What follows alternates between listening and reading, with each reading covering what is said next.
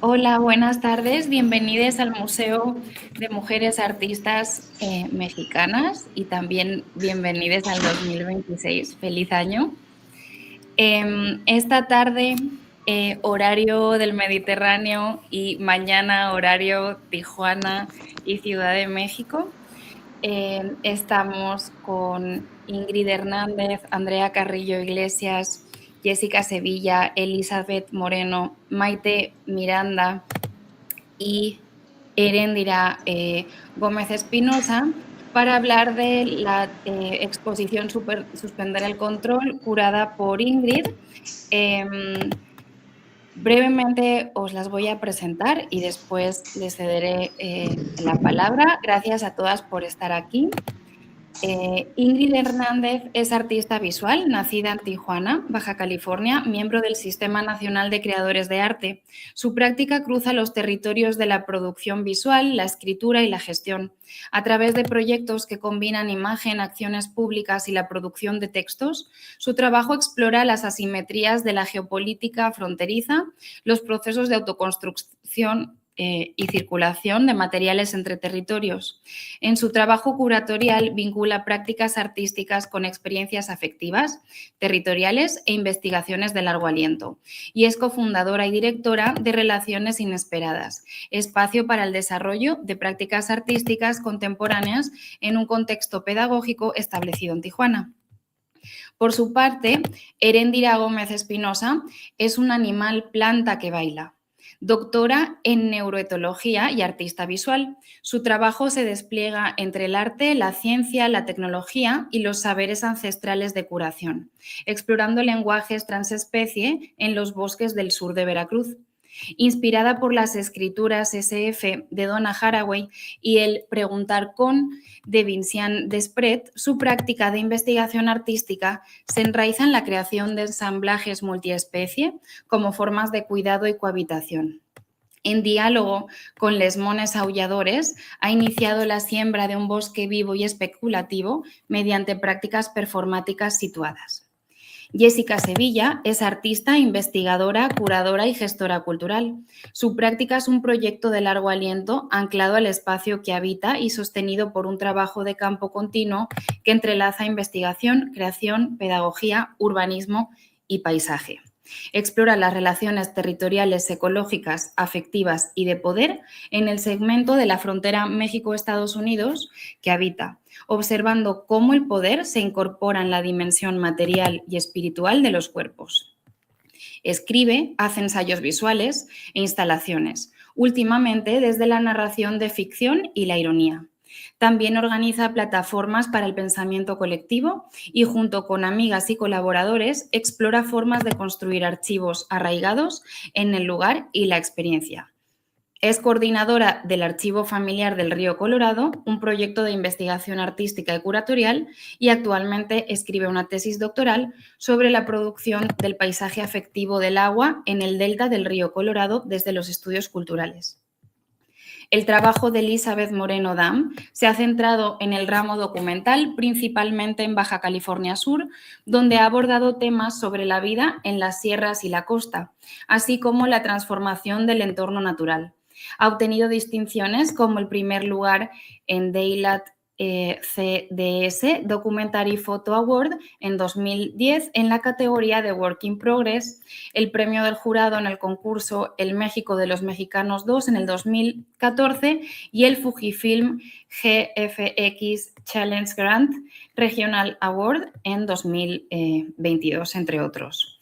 Y en 2019 publicó su primer libro, Cerca de la Tierra, de manera independiente con el apoyo del FONCA y con su trabajo fotográfico documental sobre la vida cotidiana en los ranchos de Sud California, el cual desarrolló entre 2010 y 2019 y ha sido premiado y expuesto en México, así como en el extranjero. Andrea Carrillo Iglesias es artista visual y diseñadora gráfica tijuanense. Su trabajo combina prácticas de investigación y producción artística, explorando la relación entre imagen, poder y conocimiento, así como sus efectos en las formas en las que nuestra realidad es social y estéticamente producida. Su obra fluctúa entre imagen en movimiento, instalaciones inmersivas y performance. Mediante estos medios desarrolla historias alternas que oscilan entre la realidad y la ficción, apuntando a la ambivalencia,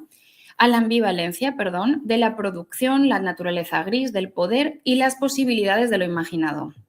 En el 2023 inauguró Mutualismo, un espacio independiente comprometido con generar lazos y fomentar la producción colectiva de arte y diseño en Tijuana. Desde el 2020 es miembro de la cooperativa Coopia. Y por último, el Archivo Familiar del Río Colorado es un proyecto de investigación artística y curatorial que busca construir un archivo vivo desde las relaciones afectivas con el agua, en la región del delta del Río Colorado. Durante los últimos 4 años han explorado las múltiples formas en que el agua se vincula con el territorio del delta, desarrollando programas públicos que incluyen recorridos y caminatas por los remanentes de cuerpo de agua y fenómenos hídricos en la región, exposiciones de arte, pequeñas publicaciones, talleres de arte y archivos comunitarios, charlas públicas, lecturas, eventos escénicos y otros encuentros.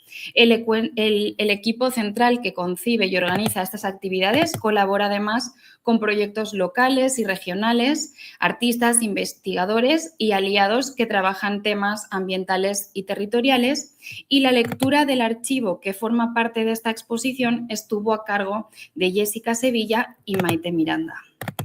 Muchas gracias a todas por estar aquí. Os cedo la palabra. Gracias, Ingrid, por tu curaduría. Os escuchamos. Muchas gracias, Yolanda. Muy buenos días, buenas tardes a todos quienes nos acompañan. Pues nada, muy contenta de poder tener esta colaboración con el MUMA que quiero tanto. Gracias a Lucero por la invitación y también a Yolanda y a Fernanda que hacen posible que estemos, que tengamos la exposición en línea y que estemos ahorita conectadas. Yo les voy a hablar muy brevemente porque quiero dejar tiempo para que las artistas puedan comentarles y lo hagan a profundidad de cada uno de sus proyectos. Pero lo que quiero hacer es más bien como contarles un poco aspectos muy generales, ¿no? Que me llevaron a pensar en las artistas que están ahora congregadas en esta exhibición. Y bueno, digamos como que el eje que nos une a todas acá es la emergencia climática. Y yo pensaba la emergencia climática, permítanme, tengo gripa y ando con tos. Pensaba en la emergencia climática que estaba muy relacionada con estos aspectos como estas manifestaciones enormes y globales, ¿no? De escasez de recursos y de pérdida de biodiversidad. A veces también como pues incluso como movimientos o desplazamientos forzados de personas que tienen que dejar sus sitios por las inclemencias, ¿no? climáticas. Pero también hay otros aspectos más sutiles de la emergencia climática que son en los que me quería enfocar en la curaduría, que digamos que todas estas artistas que vamos a escuchar en un momento han estado trabajando en sus territorios.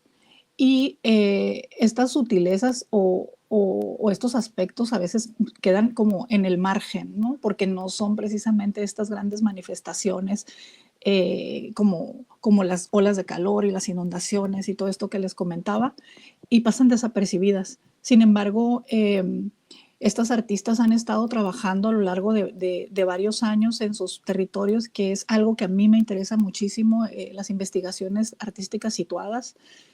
Todas ellas lo han estado desarrollando cada una desde su territorio. Y digo desde su territorio porque también es un territorio afectivo y también es un territorio en el que han crecido, ¿no? Al que pertenecen y con el que han convivido con otras vidas no humanas y que también nos van a platicar de ello en sus proyectos. Entonces, sí, frente a estos discursos como grandilocuentes, digamos, de salvación que hay por medio de las promesas tecnocráticas que los países nos ofrecen, digamos que están como otras personas trabajando y estudiando estos aspectos de manera afectiva. Entonces, bueno, rápidamente les comento el orden en el que van a participar y aprovecho para presentarlas un poquito más. Pues bueno, Elizabeth Moreno, que trabaja en Baja California Sur, ella ha estado documentando eh, ya durante muchísimos años la vida rural que se desarrolla en estos territorios que se llaman rancherías también, si, no me, si mal no recuerdo. Eh, y bueno, estas rancherías tienen unas formas de habitar el territorio pues ya muy añejas que están en desaparición. Entonces, bueno, ella nos va a mostrar ahorita la situación en la que se encuentran, estos ranchos que se van silenciando, ¿no? Por la misma erosión de la tierra y la falta de agua. También le continúa Andrea Carrillo Iglesias, que ella está en Baja California y ella tiene un proyecto titulado Desaprender del Animal, en donde cuestiona los relatos de progreso y dominio que se han dado en el imaginario, digamos, como del paisaje en esta región. Y, y bueno, nos presenta unas piezas muy interesantes que surgen de la crítica que se hace a las carreras off-road y bueno, al seguimiento también de estas carreras. Eh, y hay una, pareciera metáfora, pero es una realidad, ¿no? De cómo eh,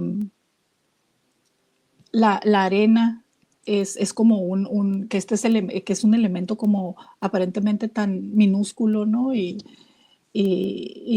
digamos silencioso, de repente puede ser muy destructivo, ¿no? O parar una máquina como un off-road, ¿no? Uno de estos carros que se crean para atravesar todas estas regiones que son muy difíciles, ¿no? De transitar. Eh, y bueno, con esto me encanta porque como que le dota de un poder o de una agencia, ¿no? A la arena para que desarma como esta lógica de conquista que tiene de repente el turismo, ¿no? Que se convierte en un turismo muy depredador en muchos lugares, sino es que es como parte del turismo, digamos, ¿no? El terminar depredando, ¿no? Un espacio. Luego le continúan Maite, que nos va a presentar un proyecto que no les comenté, pero este proyecto del Archivo Familiar del Río Colorado está pensado exclusivamente o específicamente más bien como para esta exhibición. O sea, ellas se pusieron a dar vida a este proyecto que nos va a presentar Maite en un momento. Eh, Maite es parte del colectivo. En el colectivo hay muchísimas otras integrantes y también hay invitades, ¿no? que tienen a lo largo de sus proyectos. Eh, el proyecto se llama Un lugar que ama el agua y otros aspectos. En las últimas del desierto, que es el proyecto que nos va a presentar Jessica Sevilla, también trabaja con el espacio o el territorio, ¿no? De Baja California, específicamente el delta del río Colorado, o toda la región del Taica, ¿no? Que, que así se le conoce, y lo hace a través de una sátira visual donde pone como donde expone cuáles son de repente como las contradicciones y los dobles discursos que se esconden en la idea de reparación de las empresas, ¿no? Y no solo de reparación, sino también como de colaboración con los territorios y los acuerdos políticos que se hacen. Entonces lo hace a través de una crítica que termina como en una sátira que nos va a presentar en un momento y seguramente nos sacará por ahí algunas conclusiones y risas, ¿no? Eh, el trabajo de Heréndira Gómez, que se titula La caca vive en un bosque, es también muy interesante. Ella hace una colaboración, así le llama, de escucha y también como traducción o tratar de entender el lenguaje de los monos aulladores, pero también hace un análisis bien interesante de pues de la caca de los monos y cómo la caca de los monos nos dice muchísimo de la situación ecológica de un espacio y pues de las posibles también pues como consecuencias que puede haber en ese territorio. Creo que ya son todas, ¿verdad? No se me escapa ninguna.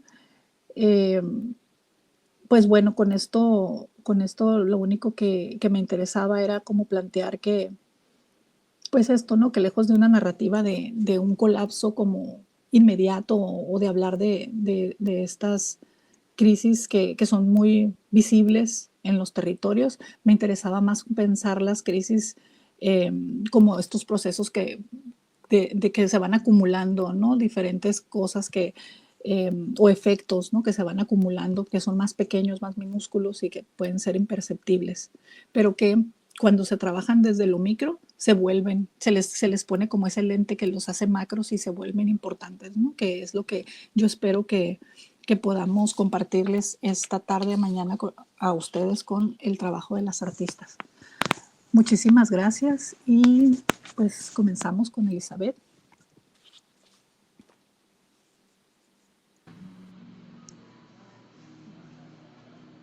Hola, hola. Pues primeramente gracias por la invitación, gracias al MoMA por el espacio. Como mencionó Ingrid, pues yo soy originaria de aquí de Baja California Sur, de La Paz. Y la serie, bueno, el fragmento de la serie que les comparto el día de hoy, que se llama Cerca de la Tierra, inicia en 2010. Es un proyecto documental de largo aliento, aunque precisamente en ese momento que lo inicio no sabía yo que lo sería, ¿no? La presentación, si gustas compartir la corrida, son pocas imágenes conforme voy hablando y puedes darle unos segundos a cada una. Gracias. Mi interés inicial al acercarme a los ranchos fue la vida cotidiana, ya que son lugares que durante mucho tiempo permanecieron con muy pocos cambios, desde el repoblamiento de la península después de la conquista, pues prácticamente hasta que se construyó la carretera transpeninsular en los 70s y posteriormente otro cambio grande fue cuando entró la televisión satelital a partir de aproximadamente el 2010, que es justo los años 2009-2010 cuando yo inicio este trabajo. Me aproximo siempre con un interés en los momentos, en lo inesperado, en la posibilidad de escuchar y sobre todo aprender de realidades que transcurren a lo mejor en los mismos territorios, pero en paralelo a mi realidad. Yo crecí en una zona rural, alejado de la ciudad, entonces mi infancia sí está muy ligada pues a lo que se vive en las zonas rurales, ¿no? A los cielos estrellados, a los animales del rancho, al silencio y a una forma distinta de experimentar el tiempo. Desde esos recuerdos es que yo regreso a los ranchos, intento pues buscar a través de la cámara aquello que viví de niña, ¿no? Pero en ese regreso también, años después de estar documentando pues a lo largo de ya más de 10 años, me encuentro también con la realidad dura, ¿no? Las historias que se van perdiendo debido a la migración a la ciudad, el conocimiento que se va desvaneciendo, que desaparece de una generación a otra. Y también me encuentro con personas que, pues especialmente las mujeres, a mí, cuya fortaleza me impacta mucho, ¿no? Me estremece y, bueno además de empatizar, pues me gusta mucho aprender sobre ellas. El trabajo que presento y que está proyectándose ahorita y está exhibido en el MoMA es una pequeña parte de la serie Cerca de la Tierra, en la cual en años pasados me enfoqué en los estragos de la sequía. Tuvimos un periodo de 3 años aproximadamente donde muchas localidades no recibieron prácticamente nada de precipitación, de lluvia. Es el segundo periodo desde 2009 que a mí me toca, ¿no? De 3 años consecutivos en los que la lluvia se ausenta. Y pues trabajo presenta, como les digo, momentos difíciles, los tiempos de sequía, y es cuando en muchas rancherías se talan árboles, los pocos árboles, ¿no?, maderables que hay en el desierto, se talan para convertirlos en carbón, ya que es pues el recurso más inmediato para mantener con vida su ganado y sostener el rancho mientras bueno, subsistir con la esperanza de que la siguiente temporada sí traiga lluvia. Pues sin embargo, estos patrones de clima pues ya no son tan predecibles, ya no transcurren como lo hacían antes, ¿no? Y como generaciones atrás habían aprendido pues temporadas de lluvia, cuando sembraban y todo esto, pues ya todo es muy distinto año tras año. En resumen, a través de estas fotografías, retrato a quienes resisten y siguen enraizados a este territorio, puesto que ahí pertenecen, y también a los vestigios de los árboles que alguna vez les acompañaron y que les permitieron subsistir estos periodos de sequía que afortunadamente a fines del año pasado concluyó. Siento que estas imágenes, tanto la parte vegetal de los árboles como los retratos, dialogan entre sí y guardan una historia de lucha por la vida en un entorno donde pues el trabajo duro, la resiliencia, la fe, la tenacidad son pues valores indispensables para lograr permanecer en su terruño, en su territorio. Hay algunas imágenes más y bueno, es lo que tengo. Esto, por ejemplo, es un retrato de un padre y su hijo extrayendo miel en temporada de secas.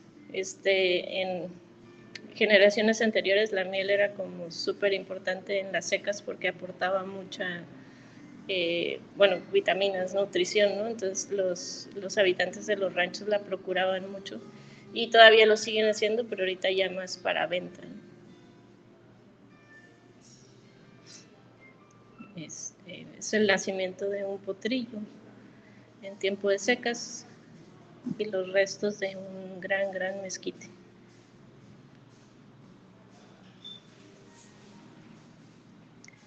Y pues dejo espacio para mis compañeras. Yo creo que pues al final habrá, por si alguien tiene alguna duda. Muchísimas gracias. Gracias por la invitación.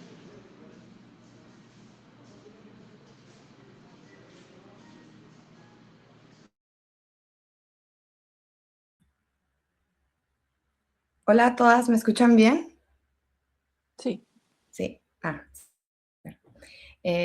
Bueno, hola de nuevo, soy Andrea, también muy contenta de estar por acá, por la invitación a Ingrid y al MUMA y de compartir espacio con proyectos y artistas que admiro mucho. Entonces, bueno, contenta. El proyecto que yo les voy a presentar o el que presento en la exhibición se llama, como decía Ingrid, Desaprender del Animal. También es un proyecto de largo aliento, empezó en el 2021 y pretendo seguir trabajando, ¿no?, en él. Y es una investigación sobre el paisaje natural de Baja California, en donde reviso una serie de exotismos naturales y cómo estos han afectado o marcado, ¿no?, históricamente a la península, moldeando no solo cómo percibimos el desierto y esta región, sino también como la naturaleza en general, ¿no? El proyecto surge de la necesidad como de conectar, de recorrer, de reconocer, ¿no?, el territorio que habito. Vivo en Tijuana, pero como de expandirme fuera de los alrededores. Y también partiendo de que la historia de México pues es una muy centralizada, ¿no?, y que yo creciendo realmente en la escuela o en mi grupo social, digamos, no conocía poco de la península y conocía poco el estado. Y a partir de pensar en que experimenté esta poca memoria o esta poco reconocimiento de lo que ha acontecido en esta región, pues me propongo este proyecto y digamos que lo que detona o articula el desaprender del animal es este viaje que realizo Originalmente iba a ser de Tijuana hasta La Paz, pero llegó solo hasta Santa Rosalía, que lo realizan el 2021. Es un viaje de 3 semanas. Y aquí trazo lo que llamo una geografía de exotismos naturales, ¿no? Que es una investigación in situ en donde pues investigo sobre estas expresiones concretas de deseo humano, de explotación y dominación de la naturaleza, ¿no?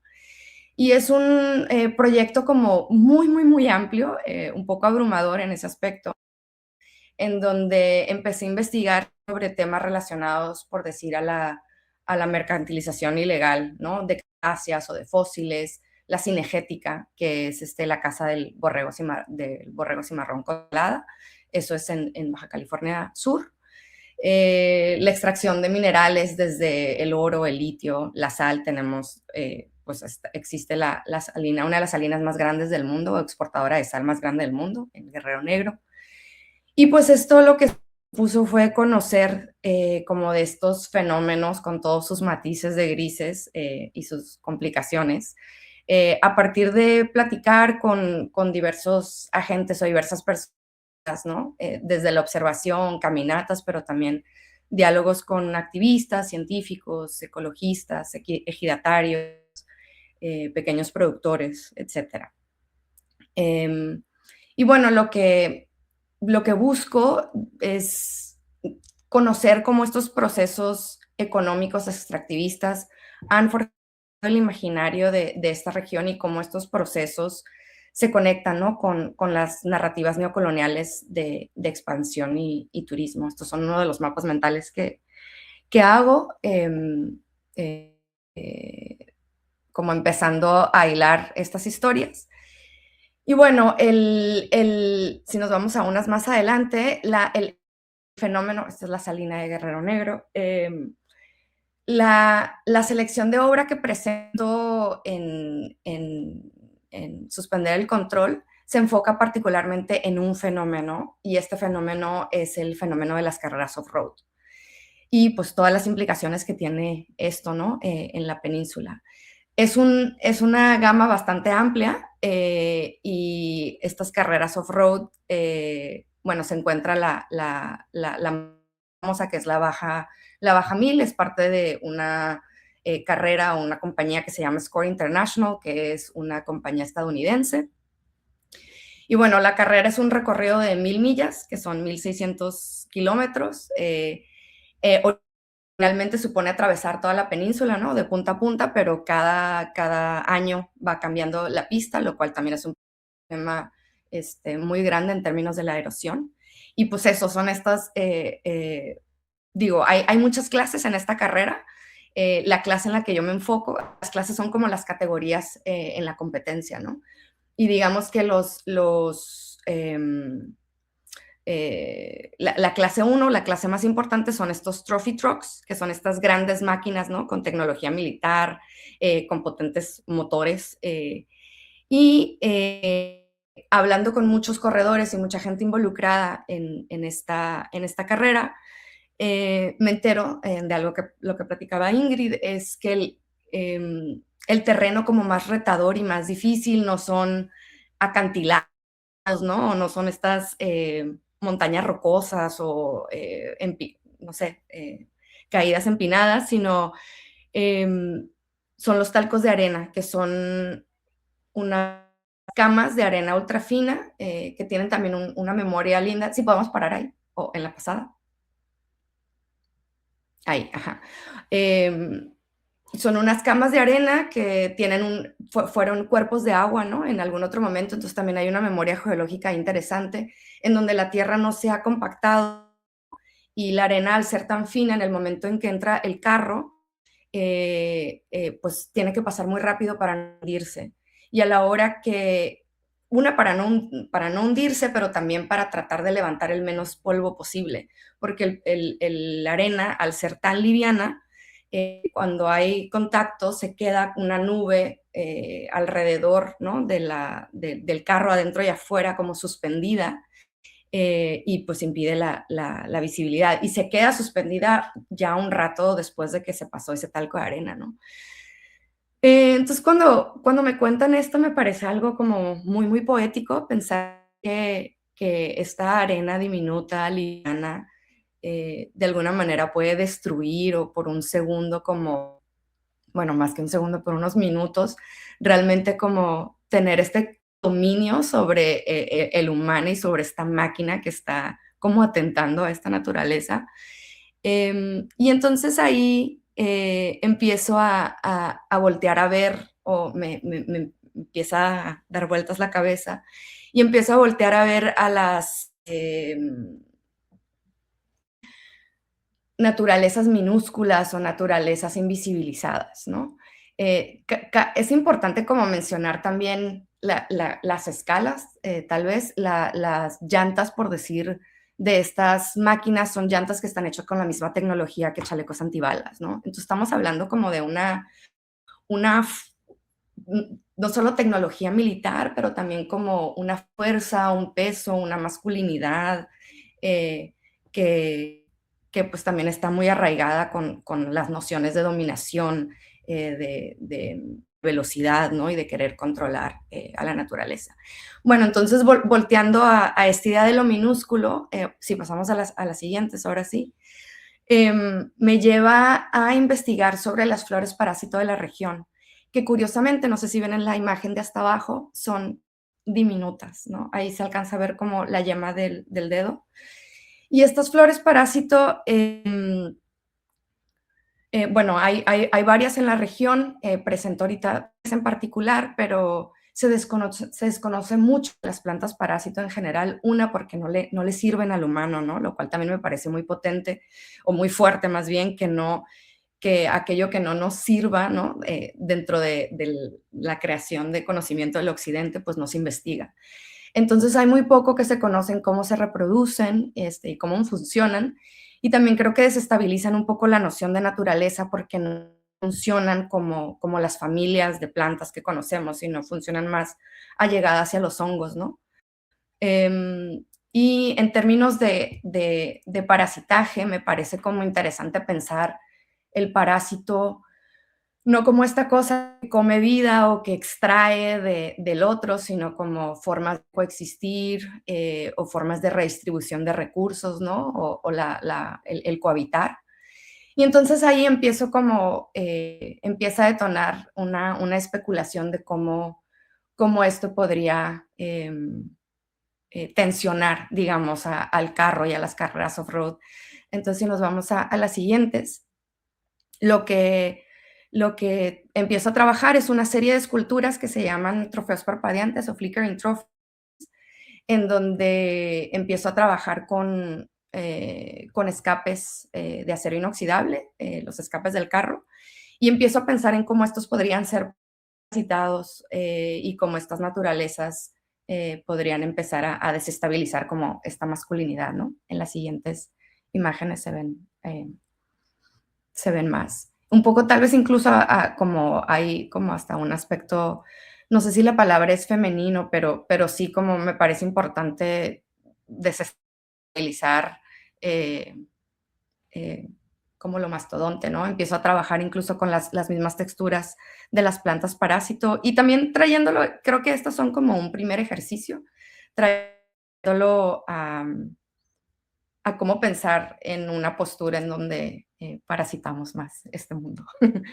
Y bueno, ahí las dejo para dejar más espacio para las demás.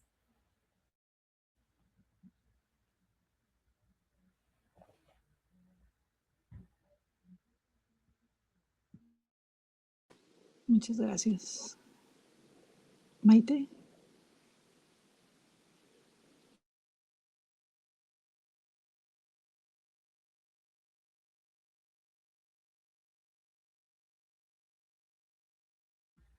Creo que no te escuchamos.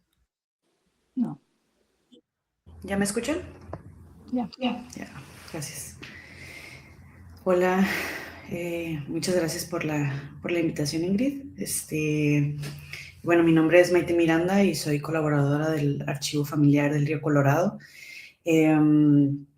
Entonces, bueno, antes de hablar de la publicación que presentamos para el Museo de Mujeres Artistas, me gustaría hablar un poco acerca de cómo inicia este proyecto, por qué un archivo del Río Colorado y Y bueno, el proyecto inicia en el 2020-2021, cuando Minoru Quillota invita a Jessica Sevilla a colaborar en Planta Libre, que es un espacio de exhibición que Minoru dirige y que también estoy yo trabajando desde entonces, y también junto a Rosela del Bosque, ¿no? En ese momento ella acaba de llegar de Ciudad de México, entonces fue como un encuentro de amigos donde pues todos queríamos como reactivar, ¿no?, el espacio y queríamos hacer cosas juntos. Entonces, sí, estábamos saliendo de la pandemia y aplicamos una beca que finalmente ganamos, y con ella iniciamos el archivo, pero con otra forma, ¿no? Todavía no definíamos qué era lo que estábamos haciendo. La idea que habíamos tenido inicialmente fue como mutando, y fue como después de una conversación con Leslie García, que fue una de las primeras invitadas a colaborar en el proyecto, que nos propone hacer una metodología para realizar un proyecto de largo aliento y en lugar de un evento individual y finito, ¿no? Cómo podemos continuar esta conversación a largo plazo para que no se quede en un solo momento, ¿no? Y eso fue como un gran incentivo, ¿no? Ya a partir de ahí nos pusimos a pensar. Si podemos pasar a la siguiente imagen. Entonces, bueno, en ese momento, ya que se nos hace como esta invitación a seguir pensando sobre lo que queríamos hacer, Jessica pone sobre la mesa el tema del río. Y sí, como todavía, aún en esa etapa, todavía no sabíamos bien qué acerca del río, pero pues empezamos a hacer investigación, ¿no? Y empezamos a encontrar como desde diferentes perspectivas cómo se ha leído la historia del agua en la ciudad. Una historia que pues tiene que ver con ciencia también, que tiene que ver con varios, ¿cómo se dice? Como diferentes áreas de la vida, desde la memoria, desde el extractivismo, desde la frontera, entre pues muchas cosas, ¿no? Entonces empezamos a hacer esta documentación de nuestras visitas a los cuerpos de agua que apenas estábamos conociendo algunos por primera vez, que es algo que también reconocimos como colectivo, ¿no? Que realmente somos de una generación que no nos tocó ir a nadar en los canales, ¿no? Y a tener la laguna salada todavía llena de agua. Y pues sí, entonces realmente como lo que ahora termina siendo el archivo es una plataforma de investigación artística y de gestión cultural, donde se realizan talleres, esta documentación de memoria, y también realizamos curadurías, ¿no? Cómo leemos esos archivos tiene mucho que ver con eso que también nosotras narramos en colectivo, ¿no? Y cómo, sí, se suman esas voces, ¿no?, distintas. Y bueno, se nos hace también como bien importante que esa conversación no la tengamos en el colectivo cerrado, ¿no?, sino cómo se expande a través de las experiencias de otras personas. Y ahí es donde la gestión cultural creemos que es parte importante, ¿no? Entonces sí, de manera muy intuitiva empezamos a hacer eventos, talleres que nos permitieran como seguir pensando esta relación que tenemos con el agua, y eso pues al final como terminó como de amarrar nuestra práctica, ¿no? Como archivo. Reconocemos que el archivo es un proyecto colectivo y plurivocal, que eso ha sido desde el inicio. Y también, bueno, pues es una plataforma que también nos permite generar nuevos vínculos con nuestro entorno, ¿no? Pueden pasar a la anterior, por favor. Sí, como estos talleres y caminatas, por ejemplo, que realizamos en los sitios, no son solamente como un momento que nos sirve a nosotros para seguir haciendo investigación, sino también es una manera en que nosotros nos seguimos relacionando con el entorno, con nuestros sitios y ecosistemas y cuerpos de agua que siguen vivos o que ya no están, pero que al final como, sí, ¿no? Como esta constante visita a los sitios como que genera pues genera un afecto, ¿no? También, y nos permite también conocer un poco más a partir de ahí. Aquí hay imágenes acerca de nuestros talleres y de las caminatas por distintos como sitios de restauración, también pues el desierto y espacios culturales, ¿no? También donde hemos realizado talleres. Ahora sí, a la siguiente. Y bueno, también como el archivo tiene como esta práctica artística porque todos veníamos como del arte, al final pues el arte se volvió como un medio para seguir explorando cómo se narra esta memoria y cómo es una herramienta que nos posibilita el encuentro o intercambio entre humanos, agua y otras especies. También cómo estas se formulan, ¿no? Estas relaciones y cómo las nutrimos, ¿no? Por medio pues sí, ¿no? Como por medio del arte o de prácticas artísticas.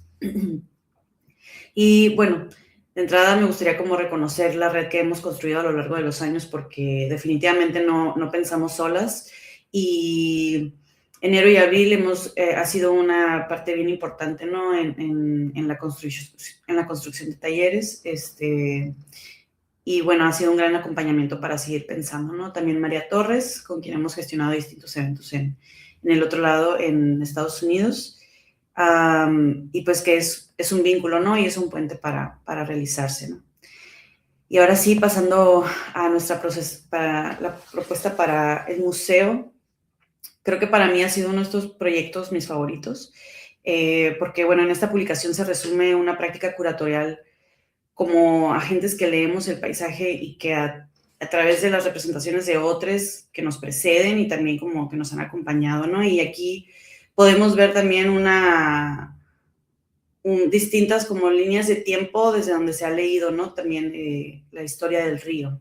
Y para nosotros el collage, si pueden pasar a la anterior, por favor.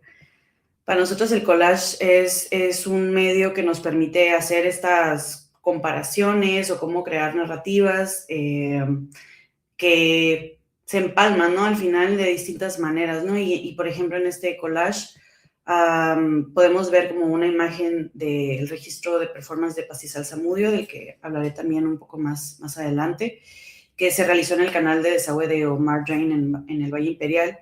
Y esto también se articula con imágenes de Athanasius Kircher, como atrás está el Mundus Subterráneos y también más abajo está el tratado hidráulico de Stephen Switzer, ¿no? Y algo que nos interesaba también como de la forma que adopta Pastizal Zamudio en esta imagen es cómo se parece hasta cierto punto, ¿no? Con esas otras formas de cómo se imaginaban el mundo subterráneo y el agua, cómo habitaba en ese mundo, como canales y como estas reservas, ¿no? Entonces también como la forma nos permite explorar otros sentidos de esta narrativa y jugar un poco con la especulación, con ficciones. Y bueno, eso para nosotros también es como un poco hablar de los afectos, ¿no? La siguiente, por favor. Y bueno, voy a hablar como de algunas páginas, como no, esto no es todo la publicación, yo les invitaría muchísimo a que la vayan a ver a la página del museo o a la página del archivo, porque profundiza mucho más sobre cada imagen, ¿no? Pero, por ejemplo, acá también pues situamos como el mapa de la cuenca de drenaje del río Colorado, con una grabación de la inauguración y construcción de la presa Roosevelt, y este es un momento histórico y de debate político, ¿no? Para los estados del oeste de Estados Unidos, pues para cómo se priorizan, ¿no? Como estos proyectos de desarrollo para el beneficio, ¿no? Del otro lado de la frontera, y eso cómo crea también disparidades, ¿no? Que también pues podemos hablar horas de cómo el río Colorado ha sido uno de los más explotados a nivel global, ¿no? Y bueno, pues podemos pasar a la siguiente, por favor. Y bueno, esta es una imagen de un autor desconocido, la sacamos de Facebook, pero es también pues un retrato de los afectos, ¿no? Que se generaron en el Valle de Mexicali, en estos cajones de Wisteria, donde la gente pues pasaba a convivir, ¿no? Y bueno, de eso se trata también como la publicación, ¿no? Como de estos momentos de goce en el agua, ¿no? Y más en una tierra árida como Mexicali. Podemos pasar a la siguiente.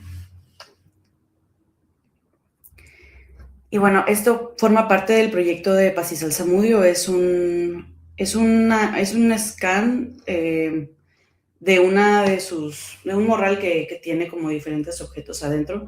Pero bueno, este morral forma parte de la mercancía que se creó de Dippy Duck, que era un patito que, bueno, este personaje se vuelve como a partir de una historia de un patito que se quedó atrapado en los canales, en las turbinas. Se recupera esa historia como para advertirle a los niños acerca de los peligros de nadar en los ríos, ¿no? Y se crea toda esta mercancía y personaje y campaña de parte del gobierno en el Valle Imperial para como advertir, ¿no? En las escuelas. Siguiente.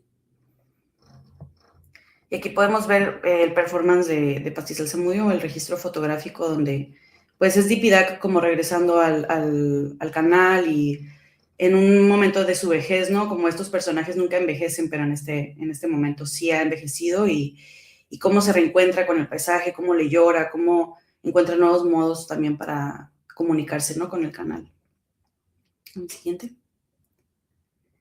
Y bueno, también la publicación cuenta con algunos cuentos que rescatamos de un taller que dimos hace muchos años con la secundaria 14. Y los estudiantes, pues en estos cuentos como especulaban acerca del futuro del agua en Mexicali, ¿no? Y esa es una narrativa que nos importa muchísimo, ¿no? Cómo imaginamos ese futuro a través de las nuevas generaciones. Y también eso nos permite ver cómo se leen esas capas, ¿no? Sobre el paisaje. La siguiente.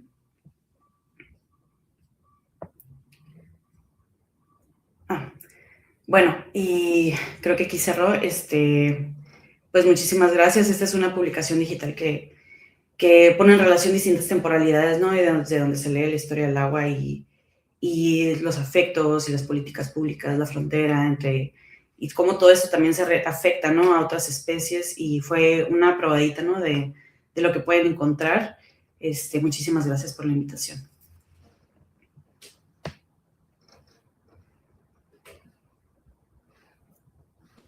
Muchas gracias. Muchas gracias. Jessica. Hola, ¿qué tal? Creo que ahí está, estaba escuchando algo de eco. ¿Qué tal? Buenos días. Agradezco también la invitación a Ingrid para compartir este espacio con las colegas Andrea, Erendira, Elizabeth y Maite. Tengo el gusto de participar en esta muestra con una pieza que hice hace exactamente un año aquí en Mexicali, donde vivimos, gracias a la invitación de Minoru Quillota, antes mencionado, para producir algo que pudiera exhibirse en la Feria de Arte Material. Y también gracias a un grupo de amigos y colegas, entre ellos Maite, que me ayudó a darle salida en varios formatos. Creo que esta pieza, aquí se involucran varios de los intereses que he ido cocinando, agudizando en los últimos años, en mi trabajo artístico y también en mi investigación académica. Por un lado, la producción del paisaje del agua, que siempre es afectiva y corporal, pero no deja de estar inserta en el capitalismo planetario, y por eso es tan producción como materialización, así como las relaciones de poder en el espacio y sus lenguajes, observados a partir de movimientos de ordenamiento territorial y desarrollo urbano, porque estudié arquitectura en algún momento, pero bueno, le tengo ahí mi cariñito al estudio del espacio. Entonces, este proyecto, Las Últimas del Desierto, es uno de varios ensayos que he estado realizando en los últimos 7 años sobre megaproyectos en esta región. Y si bien entiendo que la obra que precede también eran ensayos, ¿no? Formas de ensayar ideas y expresiones sobre el espacio, en estos últimos años sí he ido acercándome a unas estrategias como más puntuales para relatar lo que veo, pero también para pasarlo por un proceso de extrañamiento emocional y crítico. Y para eso me he ido acercando a la ficción, a la ironía, un poco a la producción de bilis y a la diversión con compas, inventando irreverencias, ¿no? Esta pieza de madera que se ve en el primer slide con transferencias de imagen digital se llama Polígono de Intervención. Me ayudó a construirla mi novio Mauricio Villa y Maite también a hacer las transferencias, y pues básicamente el polígono de intervención aquí es todo el delta, ¿no? Una cara muestra el Valle Agrícola, por otro lado se ve el Alto Golfo, y por el otro, que no se ve en la imagen, está el desierto de altar, que es una acumulación sedimentaria de millones de años del río Colorado. En el siguiente slide muestro un mapita en el que se combinan algunos de esos proyectos ficticios que se enredan con proyectos extractivos reales en la región. Una carretera hacia la concentración de litio en el centro de la Laguna Salada, un ducto de éter financiado por Sempra Energy que cruza el delta de este a oeste, el triángulo de oro ahí en rosita, que es la ficción central de las últimas del desierto de este proyecto, y la Dorada Ranch por allá un poquito más al noreste, que es la primera ficción que hice sobre el delta en el 2019. Agradezco que fue en el marco de la Mexicali Biennial, bajo la provocación curatorial de Daniela Lieja. Y bueno, quise recordar ese proyecto porque cuando hice las últimas en un espacio muy breve de tiempo, retomé la estrategia de la Dorada, desde observar un proyecto o un planteamiento existente hasta apropiar los textos de ese planteamiento o de ese proyecto para distorsionarlos y ridiculizar un poco la benevolencia macabra del desarrollismo en la región. Entonces, el siguiente, la Dorada Ranch fue un desarrollo inmobiliario de envejecimiento para mujeres enfocado en atraer el mercado estadounidense y localizado sobre el cauce del río Álamo, actualmente seco.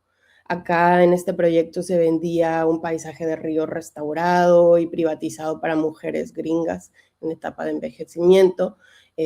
Para que no tuvieran que temer a la violencia urbana, se vive entre muros y sistemas de seguridad, como una comunidad privada de alta seguridad, ¿no?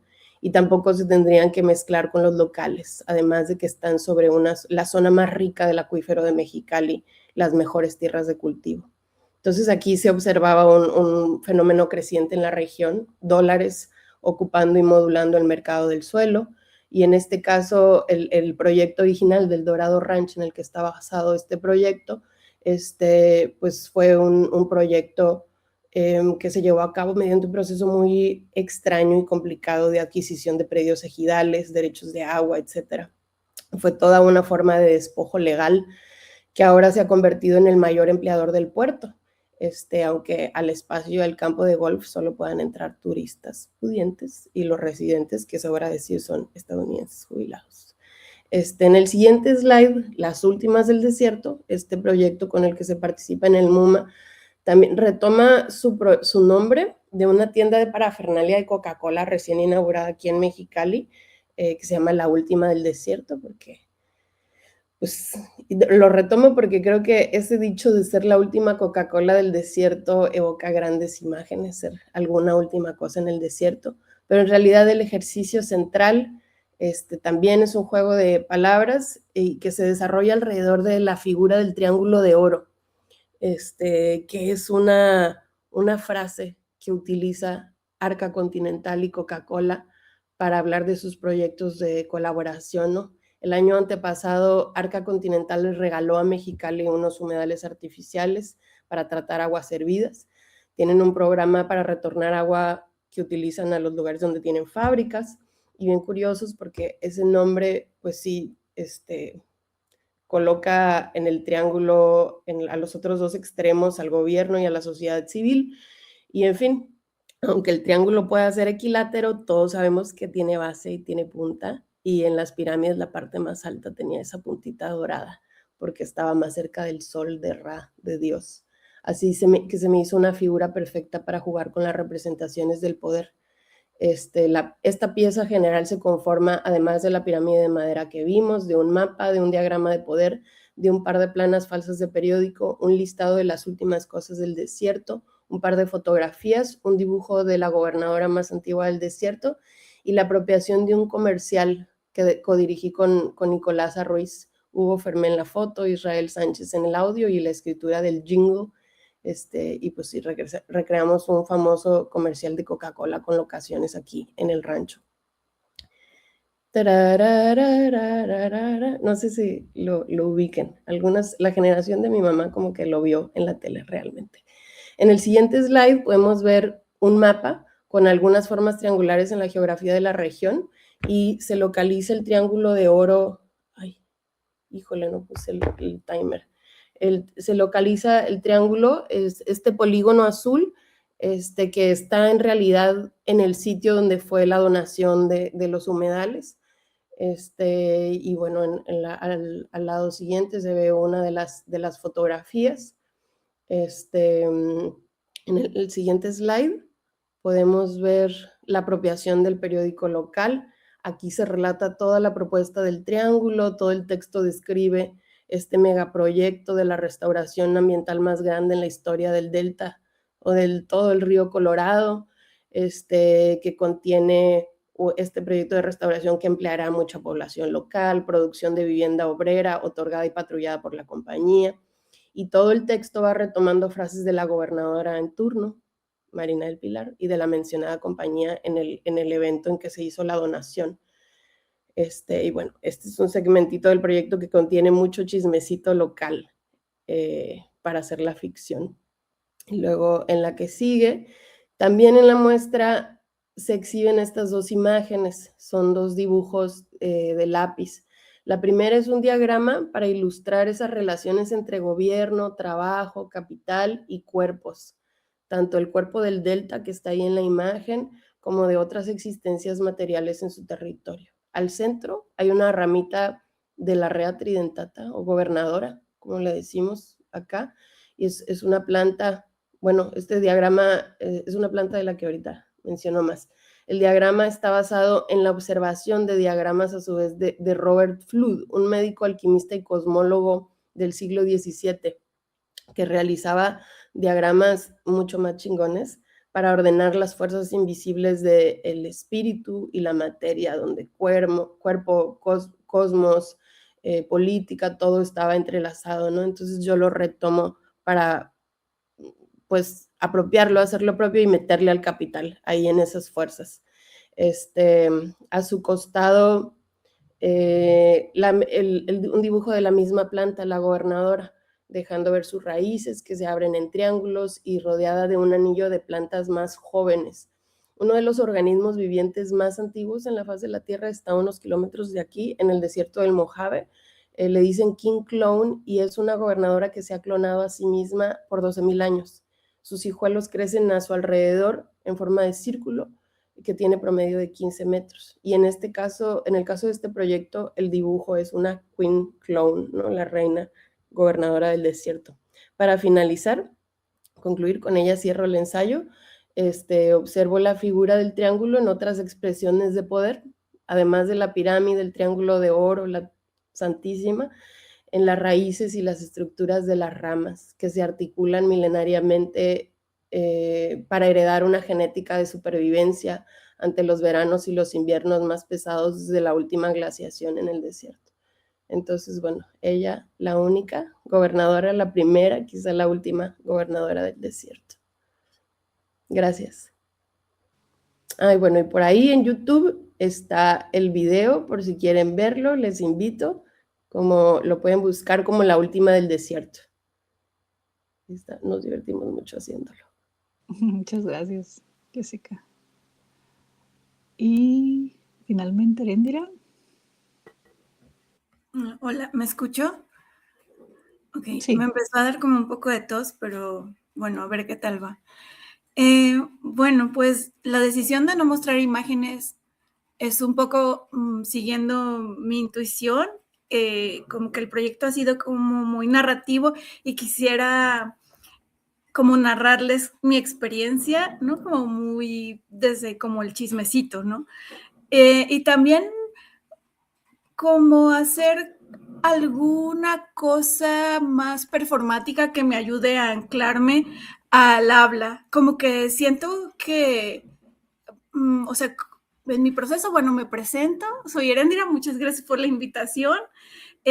Yo, pues sí, hice una investigación de más de 20 años estudiando los efectos de las perturbaciones antropogénicas sobre los monos aulladores de manto en la región de los Tuxtlas, al sureste de Veracruz, y estudiaba como la interacción con los humanos, ya sea como el ruido o la caza, afectaban a su fisiología y a su conducta, es decir, qué tan estresados están los monos aulladores viviendo cerca de los humanos, ¿no? Y encontré varias variables como la falta de alimento, la disponibilidad de alimento baja y el estrés de ellos sube, o el ruido cerca de ciertas comunidades de monos aulladores que viven más cerca de los poblados aumenta mucho, y esto también hace que haya un aumento en el estrés de los monos.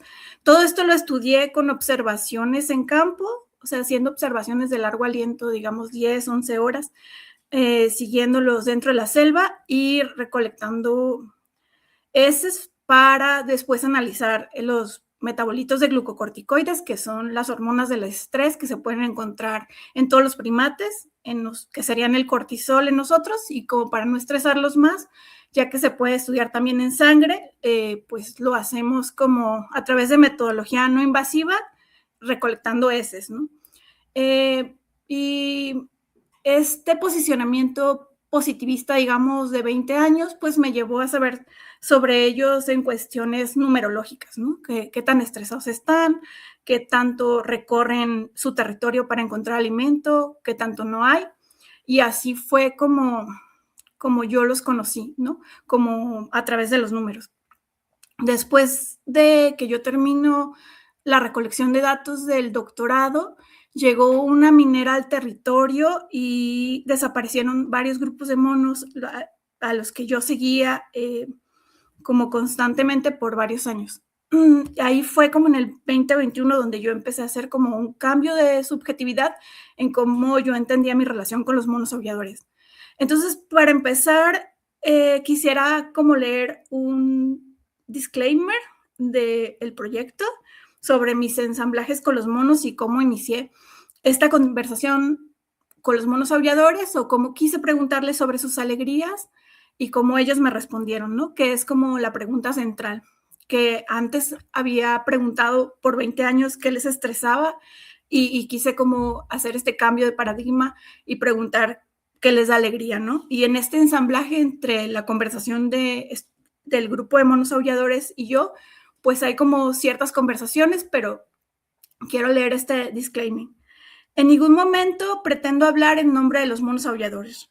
Reconozco que poseen sus propias voces, escrituras y modos de hacer política. Lo que aquí ofrece, es decir, este proyecto, es más bien una operación de imaginación política, una tentativa de dejar que la escritura se vuelva porosa al contacto de otras formas de vida. Esta operación no busca representar a los monos desde fuera, sino crear las condiciones para que algo de su modo de existir pueda filtrarse en el lenguaje, torcerlo como una banda de Moebius. La imaginación política, en este sentido, es un trabajo material sobre los modos de percepción y enunciación. Implica desplazar hacia otros modos de existencia lo que cuenta como una voz legítima, lo que cuenta como sujeto político, como forma de estar en común, estar con. Se trata de abrir fisuras en el reparto de lo sensible, ese orden que determina quién puede hablar, quién puede ser visto, quién puede participar, para hacer aparecer lo que antes era impensable o invisible, hablar con un mono aullador. En mi caso, esta operación consistió en experimentar con formas de escritura y performance que no clausuraban a los monos como objetos de estudio, sino que permitieran imaginar un nosotros provisional, frágil, construido desde la fricción. Entonces, hablar con ellos atraviesa el texto, atraviesa lo poético, pero aparece también un gesto no de apropiación, sino una estrategia metodológica, un procedimiento de traducción que busca desplazar las investigaciones científicas hacia un registro capaz de agenciar procesos etológicos dentro de una escritura humana sin reducirlos a ella. No se trata de volverse un mono ni de mitigar sus gestos, sino de construir un territorio compartido donde algo de su mundo pueda resonar en el mío. De este modo, cuando su escritura aparece, mi cuerpo se ensambla con el de ellos. Allí, los monos emergen con fuerza, hablando como en un gesto de copresencia discursiva. Entonces, marcan momentos en donde nuestra voz se vuelve plural y donde el yo es temporalmente nosotros. Es una búsqueda de fricción. Cuando la narración se tiñe a veces del solo yo humano, la voz corresponde a mí.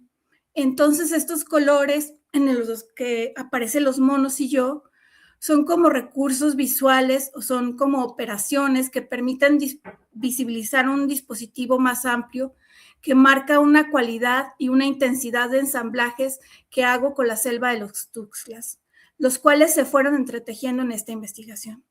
Podría decirse entonces que una parte de este texto que les cuento, que es el texto de mi conversación con los monos, dicta ritmos y silencios que no son míos. Entonces, no es el resultado de una mímesis ni una proyección antropocéntrica, sino el efecto de un procedimiento experimental, de un ensamblaje que me permite componer un territorio común donde el aullido, la espera, el descanso y lo mínimo de los gestos se convierten en materia de escritura conjunta.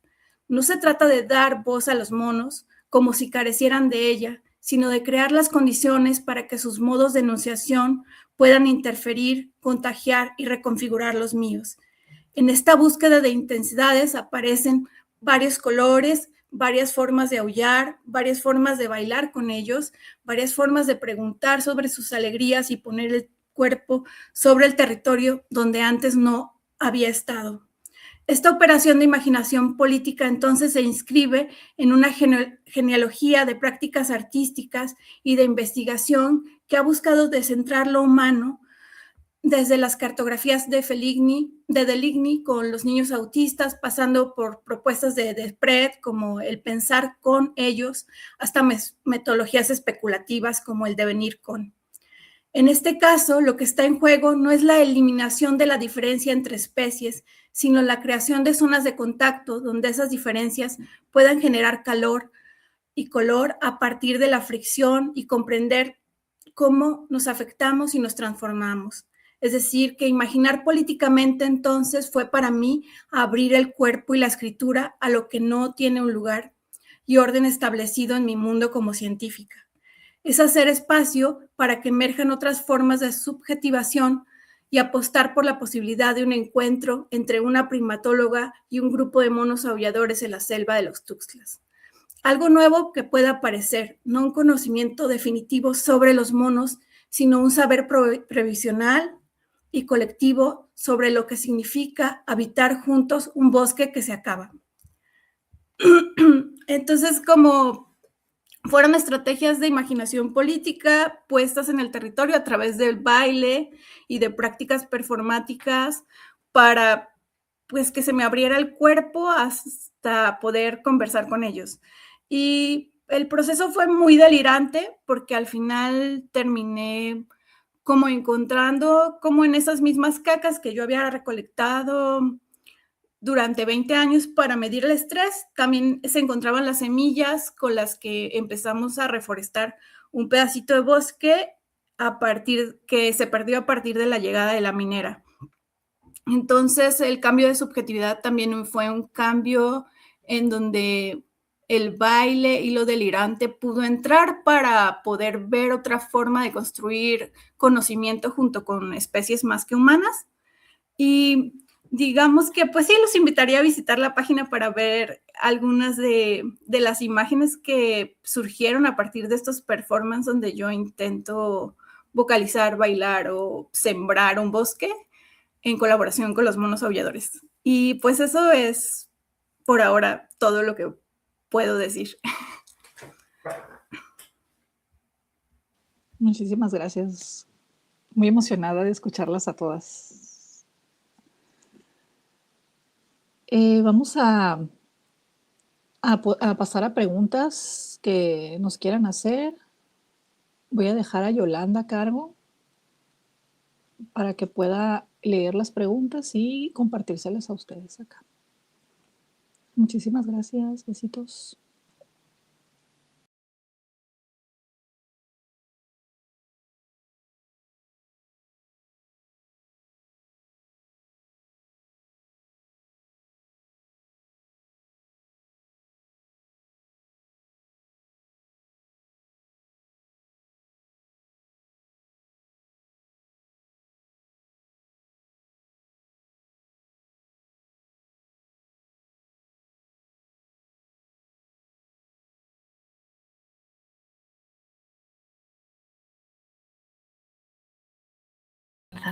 Estaba justo revisando. ¿Me escucháis? Sí. Ah, pero no se ve. No sé qué pasó con mi cámara. Bueno, seguiré desde aquí, desde la penumbra. Muchísimas gracias a todas por vuestra participación. Creo que es la primera vez que nos ocurre en un directo de MUMA que no hay preguntas. O sea, estoy tan emocionada. Realmente habéis abordado las investigaciones y las obras de una forma tan profunda y meticulosa. Estáis tan comprometidas con las investigaciones y se nota realmente que son proyectos de largo aliento, que más bien hay un par de comentarios, pero siento que estamos todavía procesando la información todas.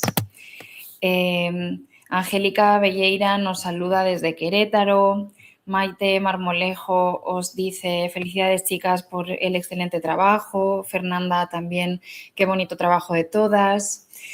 Angélica volvió a comentar qué importante que mediante el arte podamos voltear la mirada hacia nuestros entornos naturales tan diezmados y agredidos por la inconsciencia de las empresas, los industriales y nosotros mismos de tantas maneras. Susana Gil, wow, qué interesante trabajo, felicidades. Y Angélica Belleira volvió a comentar qué proyectos tan potentes y llenos de profundidad. Felicidades y gracias. Y sí, creo que no solamente las temáticas que estáis abordando, sino de la forma que lo abordáis y la forma en que habéis tenido todas, además, de exponerlos, es lo que hace que más que preguntas, sintamos en el cuerpo que ahora necesitamos como una segunda parte de charla, de diálogo entre todas vosotras, ¿no? O sea, le comentaba en el chat oculto a Ingrid que se sintió volar la hora de charla y que, por favor, más bien le quiero dar la palabra de nuevo a Ingrid para que dinamices un par de preguntas porque realmente nos supo a muy poco y hemos tomado bastante tiempo en estar escuchándoos, ¿no? O sea, en realidad yo quiero escucharos más y siento que todas las que estamos ahora en directo en la charla estamos súper listas y hay mucha disponibilidad física, ¿no? A que podamos escucharos, dialogar entre vosotras. Gracias.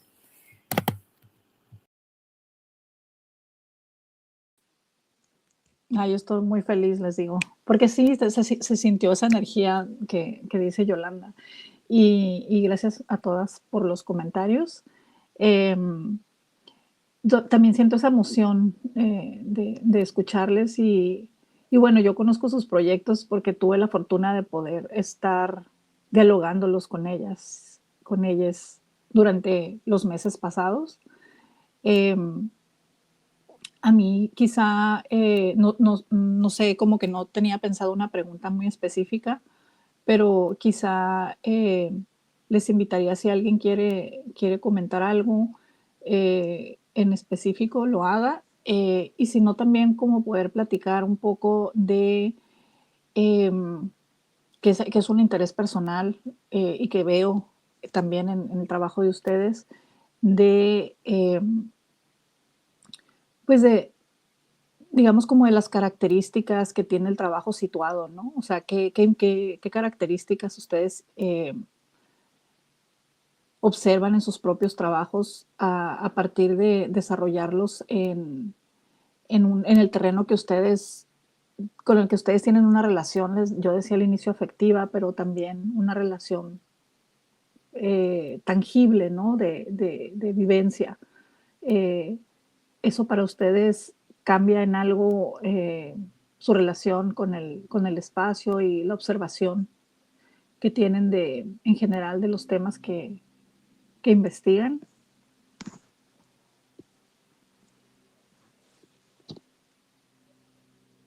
Sí, adelante, adelante. Pues yo creo que sí, ¿no?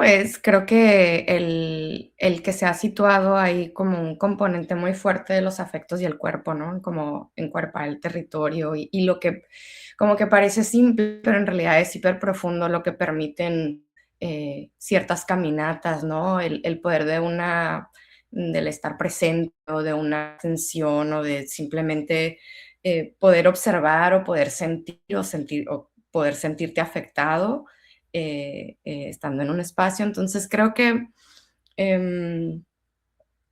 pues, en mi caso, este proyecto parte de una metodología que hice previamente, donde fue mucho más, fue menos situada tal vez, y me parece como algo, sí, que no me gustaría dejar, ¿no? Porque creo que la relación con las temáticas, pero la relación con el mismo territorio y cómo te dejas afectar es pues muy distinto.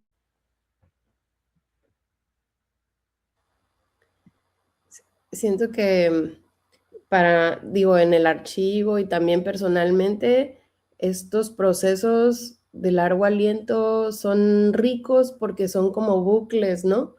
De práctica, caminata, salida, y te miras se rebotan en los espejos que son las múltiples conversaciones que tenemos desde las relaciones de poder en las que estamos situadas. Situarnos también es ubicarnos en esas relaciones de poder y ser críticas con eso, y luego regresar a la mesa de trabajo, pensar, platicar con las compas de lo que vivimos, lo que vimos, escribirlo y tener herramientas para volver a la experiencia de diálogos, de encuentros, de salidas a campo, y así sucesivamente, ¿no? Es como un bucle en el que del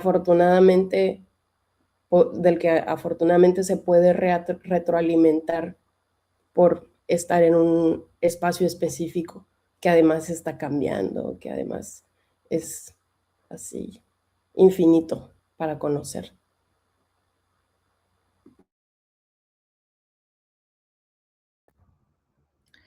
¿Me escuchan?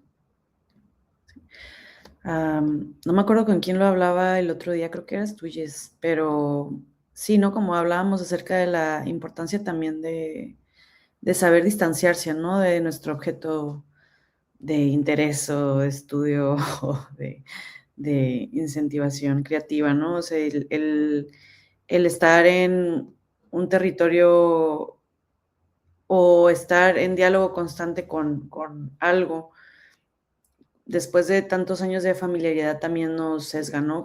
Y de repente es como interesante cómo las lecturas externas se realizan sobre eso mismo, que pueden estar acertadas o pueden estar equivocadas, ¿no? Pero creo que también esa práctica situada es una pregunta que es importante hacernos también, ¿cómo leemos eso que observamos con cierta, pues, o sea, no solamente crítica, ¿no? Sino como aprender a verlo como desde varios aspectos, no más el cómo nos atraviesa, que esa puede ser como la más importante, la más honesta, pero también cómo eso se vuelve como parte de otras cosas, ¿no? Y es algo que se me hace muy interesante porque, bueno, o sea, como siempre voy a defender las prácticas situadas, ¿no? Y se me hace como sumamente importante, pero también valoro de repente un poco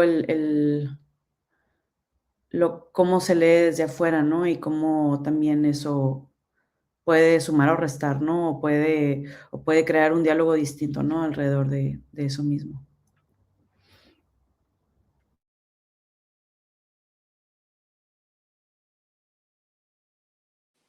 ¿Alguien más?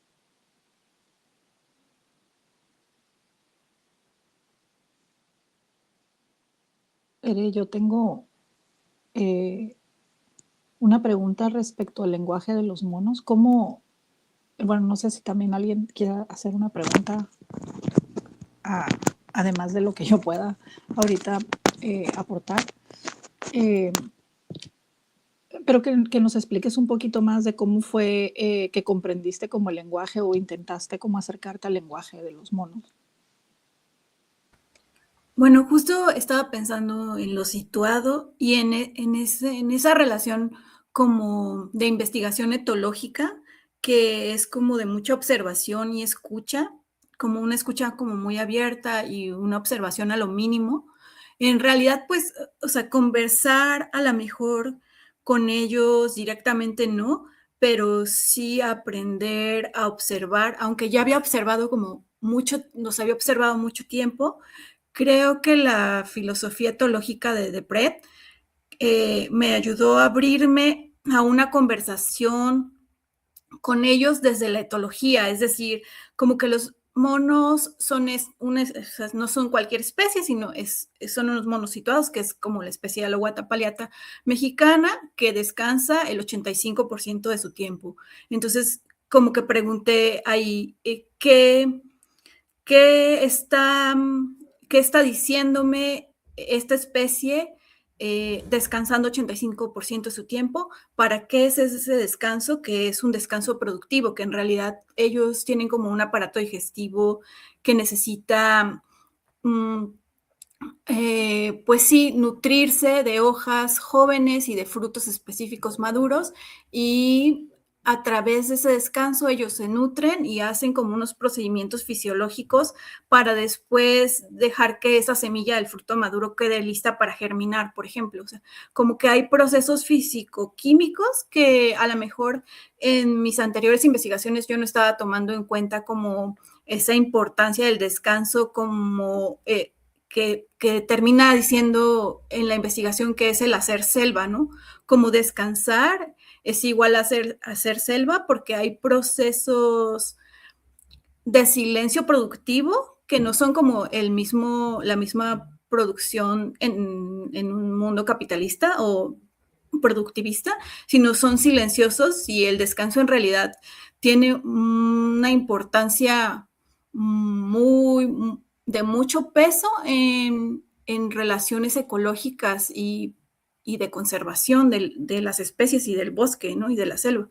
Entonces, tal vez podría ser como que no hablé directamente con ellos, pero a través de la etología y del conocimiento científico fue como fui descubriendo algunos entramados que quizá estaban ahí, pero hasta que no lo vi desde lo filosófico, no pude como ir tejiendo como una narrativa más fuera de los números. Entonces creo que de eso se trata conversar, o sea, como que tal vez la data ya está ahí, más bien la narrativa especulativa o la narrativa etológica, vista como a lo mejor desde, sí, otra ciencia o desde las artes, puede hacer más poroso el discurso, que como yo lo estaba viviendo desde solamente lo numérico. Ajá. Como que a eso me refiero cuando digo conversar. Sí, es muy, muy interesante porque yo pienso que la mayoría de los proyectos acá, o todos los proyectos, trabajan de manera como multidisciplinaria, ¿no? Es decir, no están viendo los temas de interés desde una perspectiva solamente. Y creo que es un poco lo que estás diciendo también. Eh, y creo que esta aproximación como múltiple es la que nos puede permitir abrir como nuevas, como tú lo llamas, narrativas, ¿no? O nuevas formas de entender y de comunicar a los demás las propias construcciones y hallazgos, ¿no? De cada proyecto. Y digo construcciones porque no son hallazgos como en el positivismo, ¿no? Que me encuentro algo que ya existía, sino que es algo que construyo, ¿no? A partir precisamente de esta multiplicidad, digamos, como de lentes o visores que me permiten observar de una forma distinta y más compleja este entramado en el que estoy interesada, ¿no?